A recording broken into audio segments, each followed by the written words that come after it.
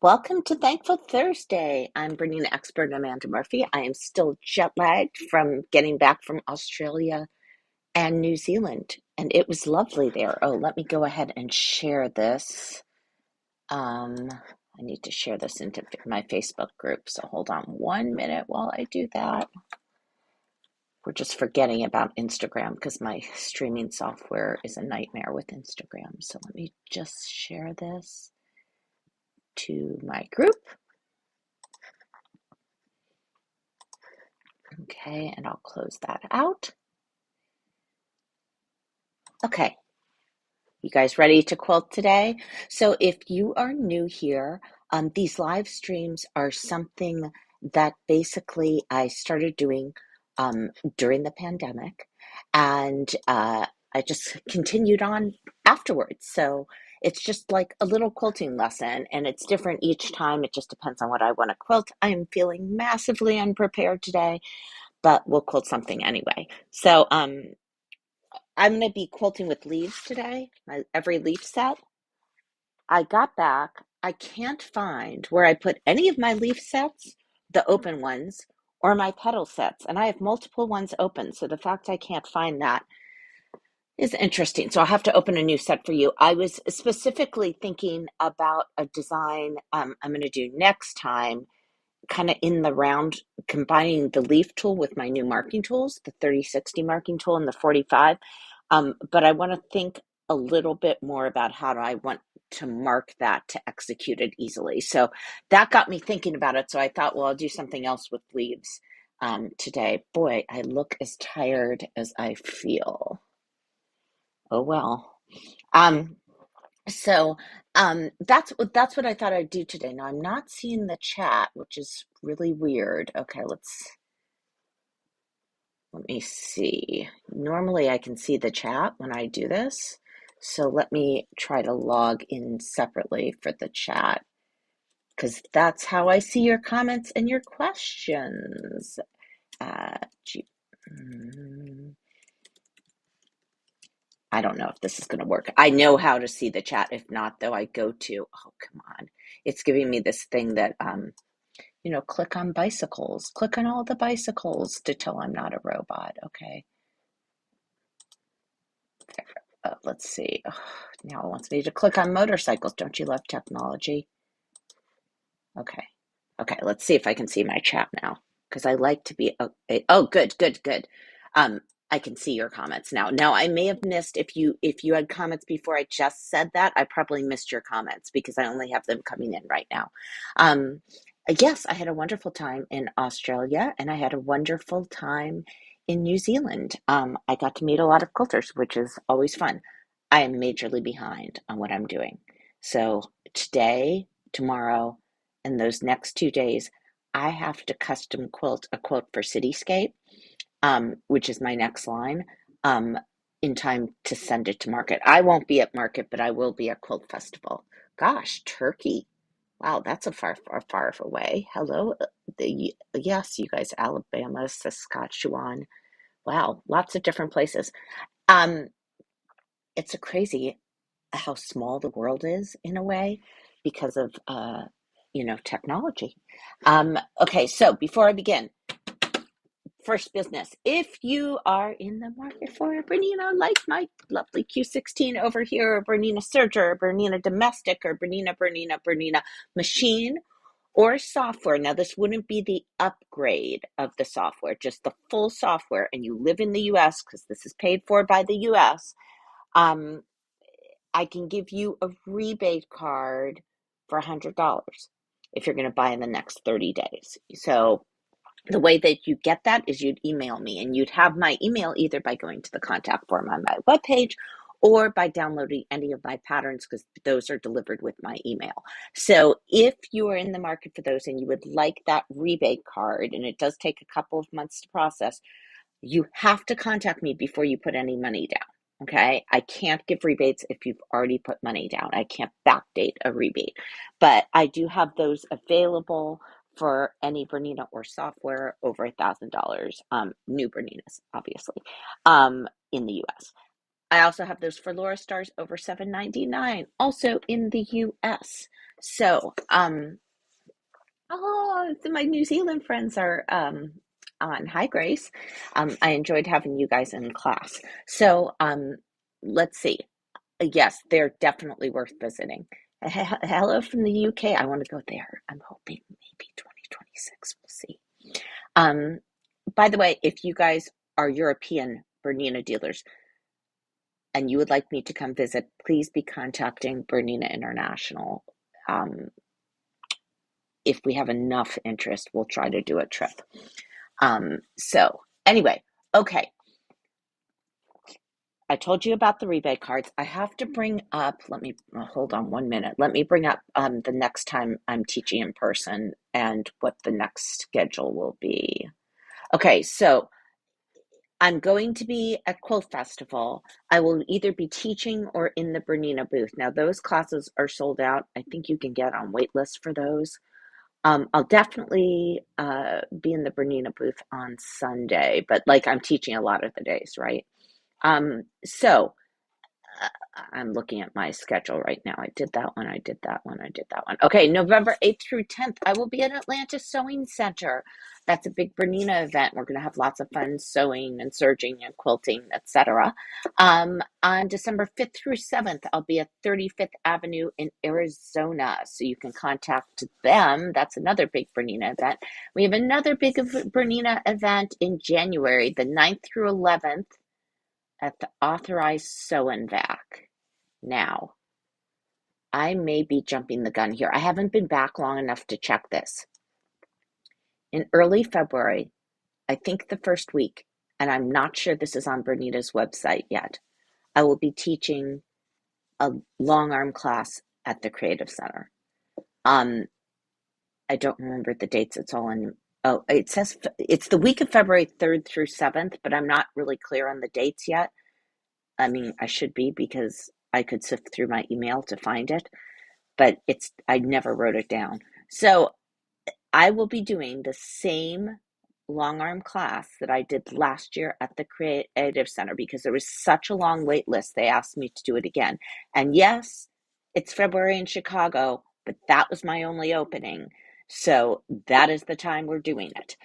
So if you couldn't get into that class, I very seldom teach on all frames because there's very few places I can teach on all frames. I don't know that Bernina has posted this or not, but at their Creative Center, I will be there the first week of February teaching a 3-day frame class, including a little art and stitch, schematic, ruler work, all that stuff, because you guys are always writing me and asking me. That's when I will be there. I'm not sure they've posted it yet, but they may have. So just a heads up, that will be a frame class, not sit down, frame. Um, Okay, so that, and then my next event is actually at Chestnut Ridge. I'm hoping to get my online frame class going again, the development of it going again January, February, because I'm more lightly booked than I normally am. Let's keep our fingers crossed for that because this is crazy here. I'm very behind. Anyway, Chestnut Ridge, which is in, Millersburg, Ohio. I'll be doing an event March 18th through 20th, and Hoover's, which is in Pennsylvania, also one of my favorite dealers, April 9th through 11th. Okay, so that takes us kind of through the first part of the year. Let's see. Any damage where I live in Asheville. I live in Charlotte, so actually no damage, but Asheville was terribly damaged, and a lot of the towns around Asheville were damaged. That's about an hour and a half away from me because I'm on the south side of Charlotte. Thank you. You like the quilt behind me. This is Moonlit. I meant to tell you guys that. This is Moonless Forest, and I have kits because a lot of dealers, if your dealer stocks it, please get a kit from them. I'm always pro dealer. But if your dealer doesn't stock this line or if they are out of this line, I finally got my act together with kits before I left, and I cut a ton of these kits. So these kits are, well, a ton for me is like a dozen, right? They're available in the midnight colorway and the green colorway. And then also I cut floor kits. So this stuff is on my website now as well as some packing fabrics. So you guys, when I do kits, I do a limited number and they're done because I let the quilt shops handle most of the kitting. But usually they eventually will sell because the fabric becomes unavailable. So if you like them, please order because that keeps me in business. And of course, if your dealer stocks it, please order from them as well. So let's see. What else was I going to tell you? I told you the teaching things. I'm sorry, I'm so scattered today. I'm just all over the place. I told you the teaching things. Um, Let me just run back and see if there were any comments. No, I don't think. Okay, so I don't think Joanne's on today. She usually watches comments for me. So if I miss your comment or your question, because I'm not looking up on quilting, I can only see like the last 20 or so comments. So if I miss your question, please ask it again at the end, okay? So as I said, I thought I'd do leaf templates today. And this, I'm using every leaf set one. So there's this, I can't believe I'm opening another pack of templates just because I'm unorganized enough not to know where my templates are. But that is the fact. Watch that, like, I'll finish this live stream and I'll find the templates. Doesn't that always happen? Like when you're not, after you've already done something, then you find the templates. Okay. So, oh my gosh, I look wild today. Oh, I look like I'm jet lagged. Okay. The way these templates work, the way a lot of my templates work, but the way these templates work, the black curved lines, if I do a row of leaves, and I'll explain this when I'm quilting it, those black curved lines, if I did a leaf and did a leaf next to it, these black lines will go over the previous leaf that I just quilted. So I'm going to do a row of leaves and then a row of offset leaves. Now, some of you will know how to do this, but the reason I brought this up, one, it's leading into do a design I want to try next week that I'm very, very, very excited about. But two, I thought,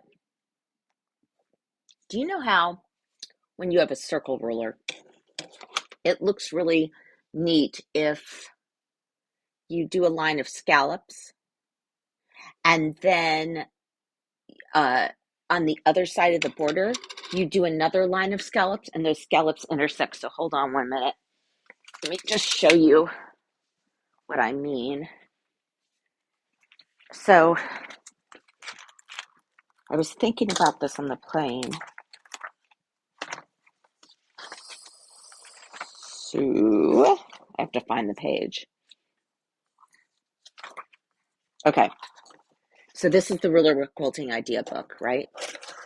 And if I lose these again, then you guys have to watch where I put them because, okay, let me see. Okay, so do you see how you do a line of scallops on one side? And if you do it exactly opposite on the other side, don't look at my nails.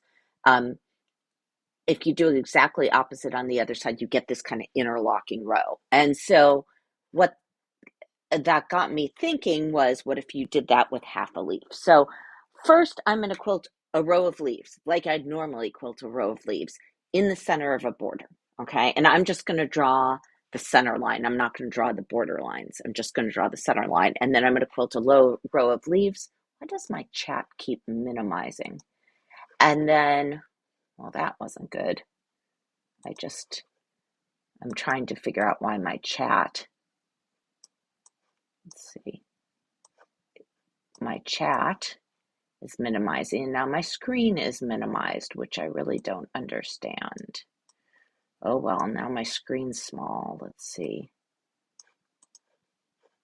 Ugh, these docs, just enough to drive you crazy. Hold on 1 minute. I don't know how to get my screen showing bigger. No, that is not what I want to do. Oh, it just showed bigger. Okay, now I need to not change anything. Okay, so I thought I'd do a row just to get you reacquainted with leaves, and then I basically try to do offset on both sides of the border with half a leaf. sort of. So it's almost like interlocking cathedral windows. So I haven't done this. You guys know I just sit down and I quilt for you. I am going to be quilting on the Q16 today. I'm not going to do full tutorial today on the Q16, but suffice it to say, I have stitch regulation, right? Um, with rulers, which is a game changer. Um, and you guys know the new 990 can do that too. And yes, I have a 990 upstairs, and I have been having a lot of fun on the 990. But I feel like I've tried a bunch of things. I haven't really totally stretched it to totally everything it can do. I'm working on a project for Bernina right now, um, where I'm trying to use a lot of the new features, but mostly I've just been piecing on it because I have a bunch of quilts, cityscape, that need to be done. And I've been, while I'm marking this, I'm going to just talk to you about it. I've been very impressed, and you're going to kind of laugh about this, but sometimes when you have a 9mm machine, it does all these beautiful specialty stitches, but there's still something special about piecing a 5mm machine because it has a real precision to it. And I feel like the 990, especially for a 9mm machine, has that precision. It's very, very steady. And I don't know if it's because of the weight of the machine. I don't know why it's so steady, but it's really steady. That's something I've noticed as I'm piecing. So that has been fun. But again, I'm still kind of learning what to do with it. And that is, um, it's exciting. Like I'm seeing all these new features, but I'm trying to figure out how can I do a project for that incorporates a lot of the features. Let's see. I couldn't see you on Facebook Live, but YouTube was fine. Oh, I'm glad YouTube works for you. Yeah, you guys, I'm trying to build my YouTube channel. So if you're on YouTube, would you please subscribe? I neglected my YouTube for like way too long. And so now I'm belatedly trying to build it because like my Facebook following is stronger. So yeah, if you would subscribe, that would help me. Thank you very much. Okay, here's my problem. I washed my quilting gloves yesterday and I left them upstairs. I wonder if I have any gloves down here. I hate quilting without gloves. So, wait a second. I think I have one. I have a super weird glove here. At least I can use that in one hand. This is why I shouldn't wash things. But I took a bunch of gloves with me to New Zealand and Australia because I was going to be gone for 4 weeks and I didn't know when I'd get to wash them. And so they really needed to be washed. I'm trying to find some gloves to use. Wait a second. I think I feel two gloves. Sorry, guys. I feel unprepared. I really tried to be prepared, but you know, it's just like you're getting back. And thank you. Thank you for subscribing. Okay. Okay. So I guess I should move my coffee off the place that has the machine, right? And I'm going to move the Ruler Work Quilting Idea book off. I'm going to set up my camera and I'm going to quilt a row of leaves. And you can quilt leaves a bunch of different ways. You can quilt a leaf and a half, and then a leaf and a half, kind of like you do a pebble all the way across. But I am going to quilt the upper half and then the bottom half of the next one, and the upper half and then the bottom half, and then I'm going to come back and do the opposite.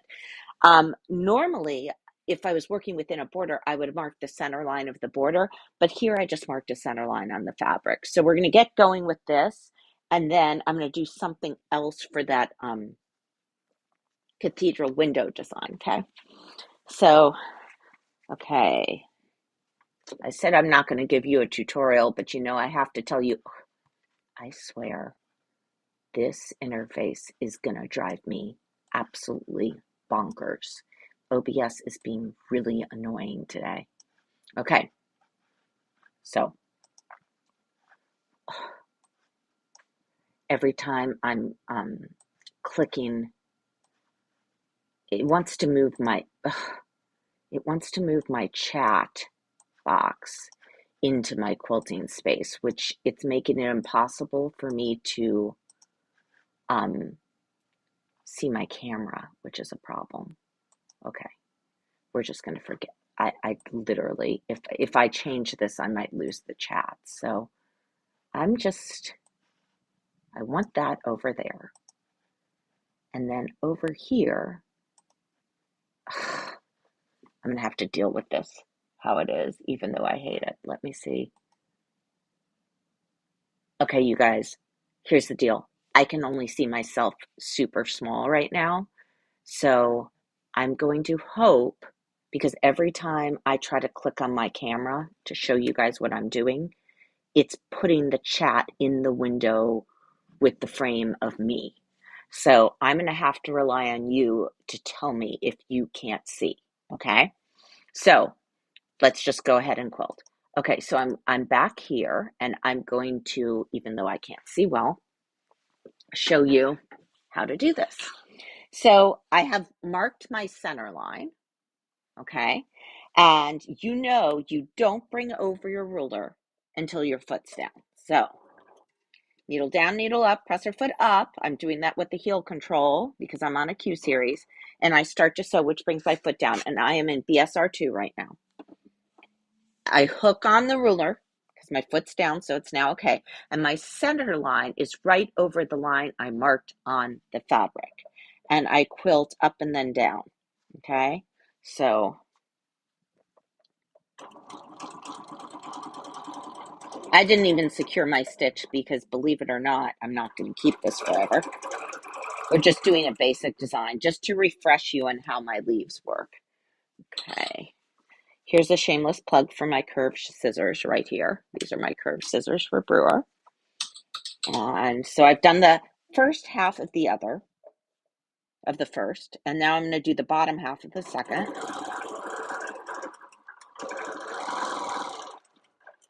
You're not meant to quilt down the slit.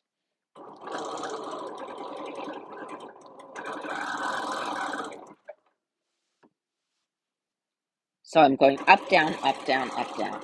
So why am I doing this instead of doing like all the top halves first, right?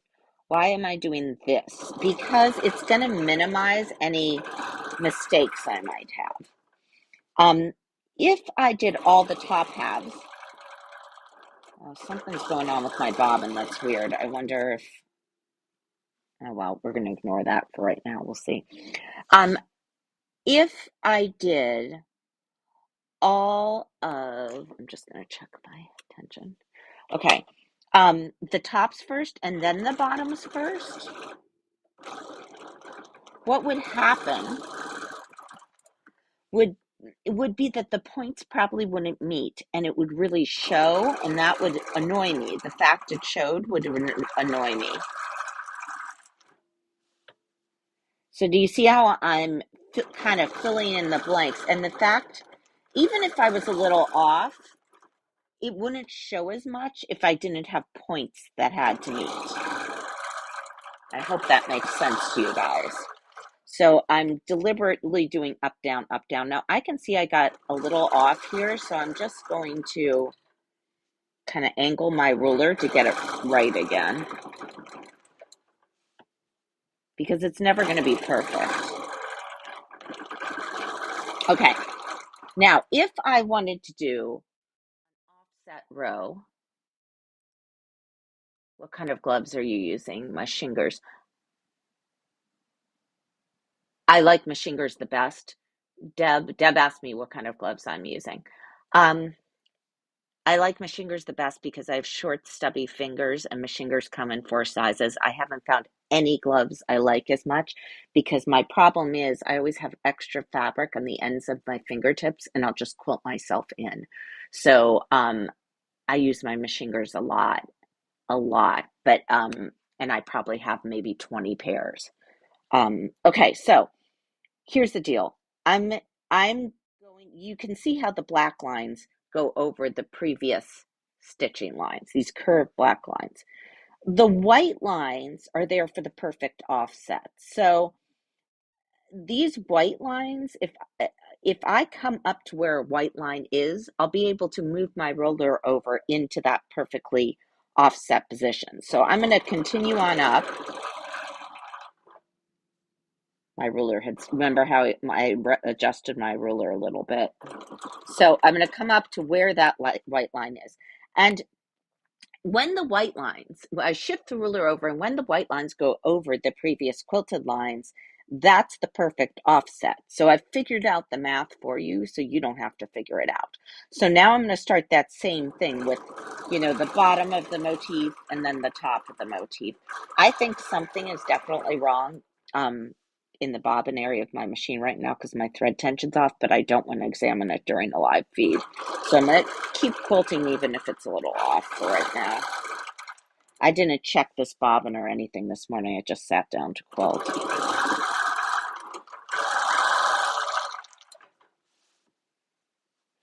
And what it's looking to me, let's just talk through that, is maybe this bobbin was wound with the inconsistent tension. Maybe I was in a hurry and I wound it at a speed it shouldn't have been, or something like that. Let's see. But this is pretty design focused. So you guys see what I'm doing? I'm using those lines over the previous stitch lines. And that makes this, I would probably rip that out. So I'm going to just go back. Do you see how I got off my ruler? I'm not going to win any quilting awards, but I'd go back and rip those stitches out. So I went over and secured the stitches because on a black background, could also use just a fabric pen and blot it out, but that would show on a black back. Do you see that? That shows on a black background. If I'm really in a hurry, I'd use a fabric pen, but otherwise I wouldn't rip the whole motif, just those stitches. Okay, so you guys get the feeling for what kind of motif you can do with the leaf, right? Okay, so now needle down, needle up, presser foot up to end my thread. And of course I would have done short stitches. And that was my problem.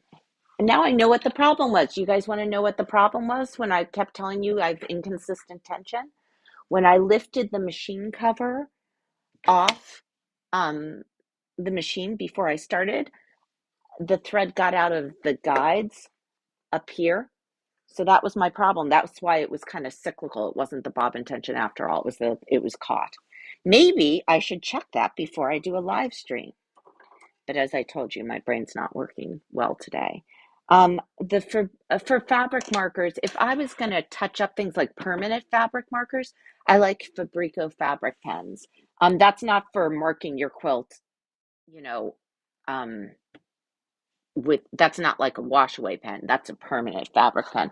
But what I would caution you to do is whatever you use, it needs to be acid free because you don't want to use a Sharpie to touch something up because over time it can eat into the fabric and yellow the fabric. You don't want that.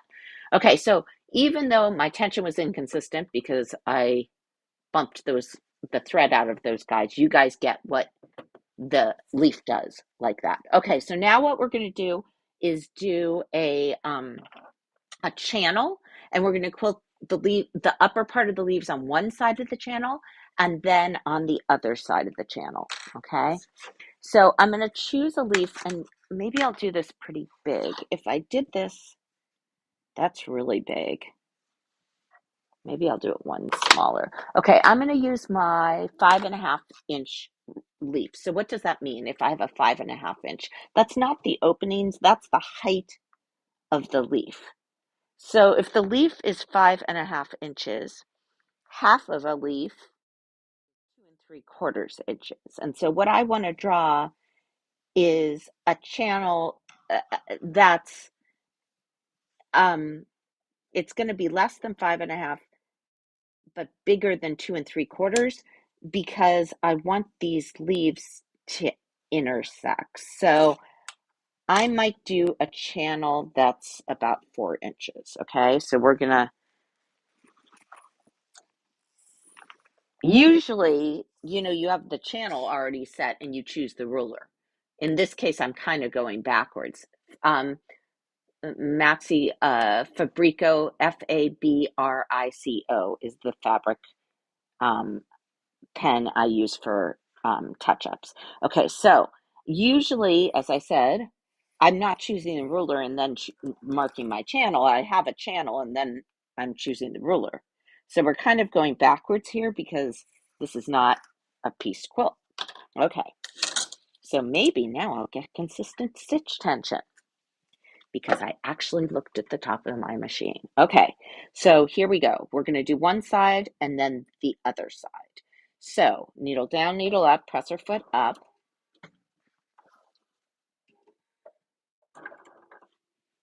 And I'm going to push this on. And I'm going to go up, down, up, down, up, down till I get to the end of my border, right? Oh yeah, see? If you don't do silly things like that, your stitches look so much better.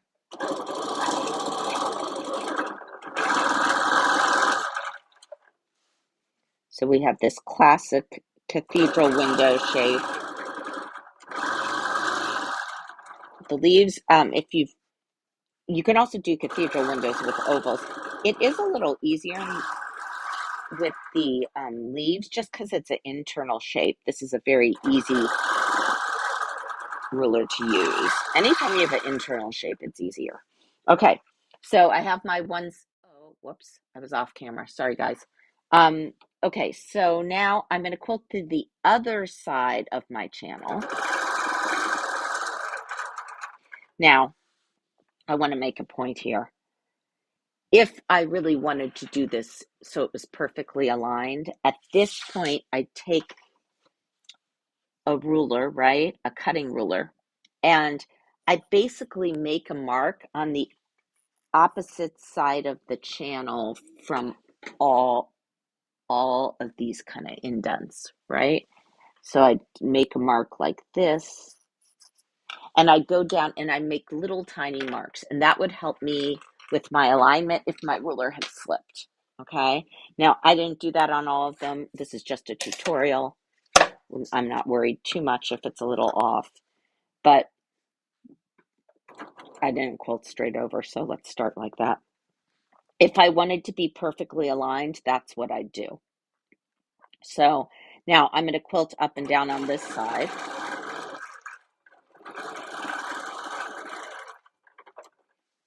Now move this over.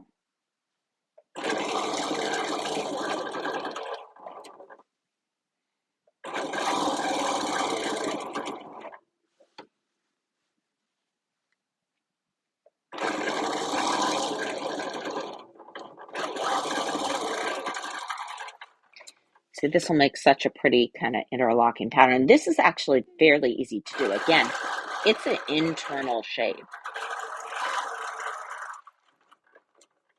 right?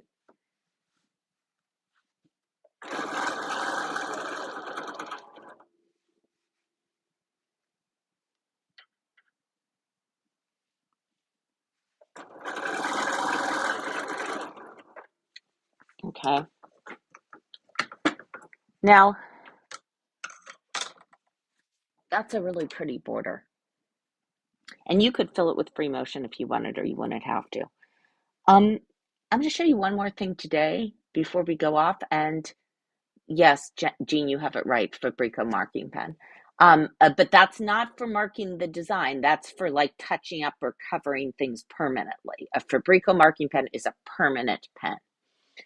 Okay, so now I'm going to go back and just talk briefly about um, taking a design that you might have done in a border and bringing back those shapes. Oh, and by the way, look how much better that stitch quality is than up there because I fixed it up here. Okay. Oftentimes, if I have a design in the border, even though it's made with rulers, I might take that shape and mimic it in some of the free motion in the quilt. Now, I'm going to do a pretty dense design just to show you a free motion design with this because of the fabric I have. You could do this bigger. If I did a dense design in the center of the quilt, I would, of course, need to do a dense design in a denser design in the border. So I need to do some fills to kind of even the border out. But because we have a leaf design going on in the quilt, I'm just going to show you how to quilt an open leaf design. And again, this will be smaller, a smaller density than the border I quilted. So I'd have to resolve that either by increasing the density in the border with a free motion fill or not doing the free motion in the center as small as I'm going to show here, just because of the limited amount of space I have. So I'm going to go up here and just free motion for you, and we'll talk about that. And then I think that will be it for today. So, oh, I need to talk about the next Thankful Thursday. So remind me the next, because I have weird dates again because of teaching. Okay. So what I'm going to do is an open leaf fill. So I'm going to make one leaf, but I'm never going to close it.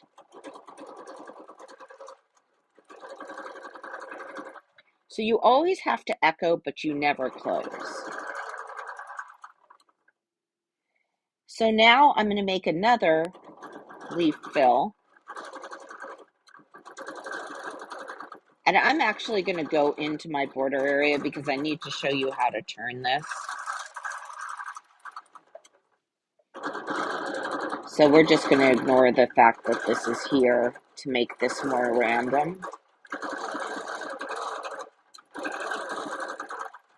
These stitches are looking kind of long for this fill, so I'm going to change the stitch length. I'm at a 12 right now.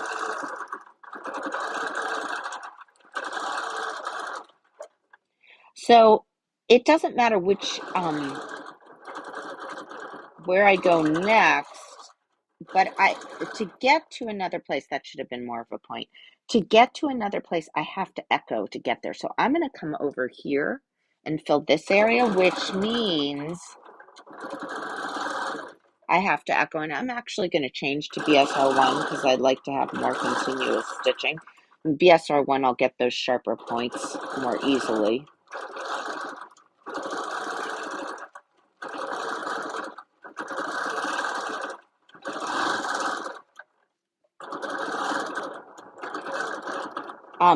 Really, I wasn't prepared, and I would like to have some gripper rings to quilt with. If I was going to do this for any considerable amount of time or like surface area on a quilt,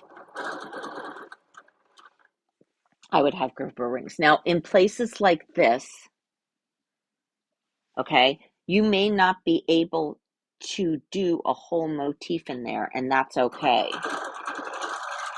It will be fine in the end because you're continuing with the same shapes.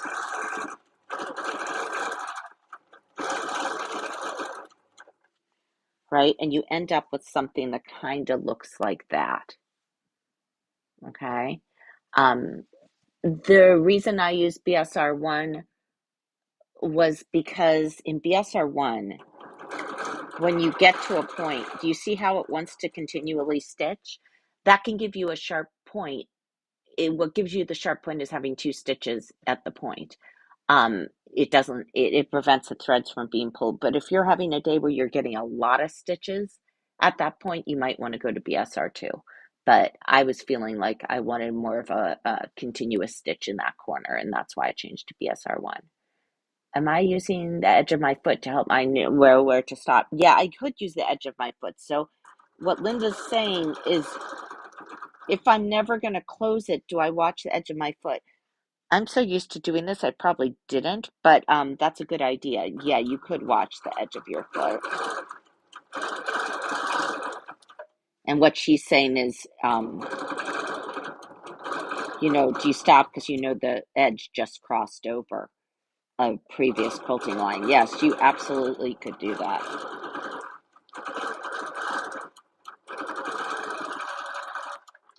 And by having similar shapes, it helps unify the quilt top. Okay. Now I'm going to stop and change it to my other camera, the camera on the laptop, so I can see what your questions are with my super small screen that this software just wants to do. And actually, I'm going to see if I can reset. You know what? I'm going to reset the interface after this is over because I'm worried I'm going to lose you. So let's see. English Lace District. It must be beautiful there. Let's see. I think I got everything. Do I prefer working on the table to moving the long arm in the frame? Not really, John. I prefer the long arm in the frame, but when I first got it, I preferred, you prefer whatever you use more. And I use the frame more. So I prefer, but I can go pretty easily from one to the other because I learned to quilt on a domestic and I quilted for so long and I teach a lot on sit down. So I'm pretty comfortable going back and forth. But if you ask me what I really like to do, it's on the frame, just because you don't have to move the fabric. But I do recognize that not everyone builds their house around space for a frame. That may just be some of us. Okay, let's see here. Tell me the name of the fabric marker. I got that. BSR1 shopper points. I got that. How would you turn the corner on the border? So what I would do, Gloria, probably because I hate figuring out the math so much, what I would do if I was doing that second design on a border is I'd mark the center of the border. I would start at the corners so I could control those corner motifs and design something specifically for the corner so that the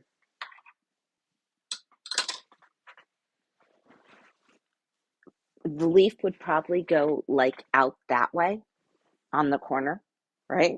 And then I'd start and work in towards the center of the board. And when I got to the center, unless you were having a spectacular day where everything aligned, you're going to have like a little bit of extra space that I would fill sort of with an echoed motif.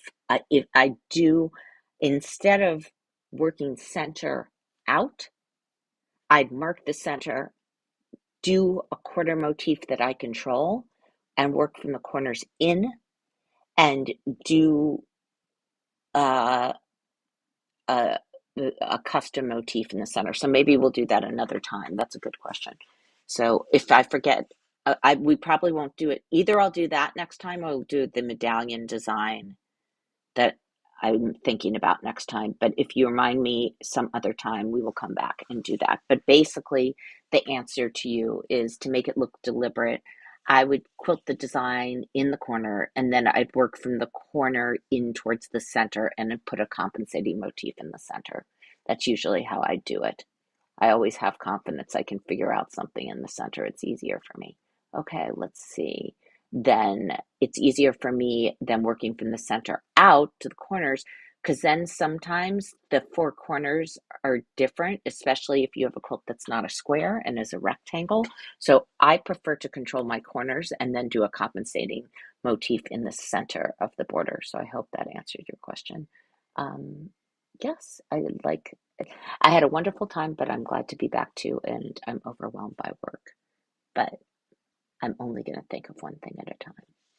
So I hope you guys learned something today. The leaf rulers, you can order them through your Bernina dealer, or you can order them through my website. The fabric, I have kits, but also your dealer might have kits. This quilt is called Moonlit Forest.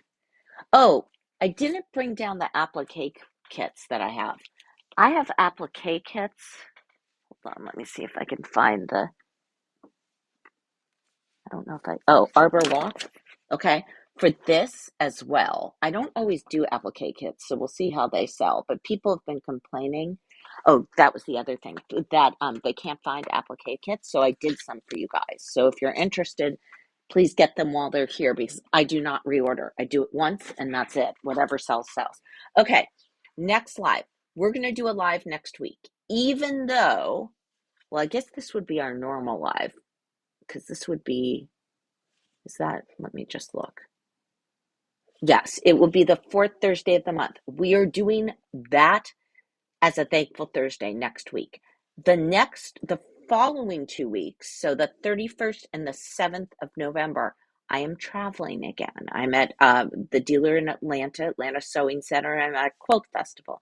So we will not do it those 2 weeks, and then we will do it on the 14th of November. So we'll have a little makeup one. So I'm going to do the 24th of October and then the 14th of November, and then we'll be like back for the 21st of November. Okay.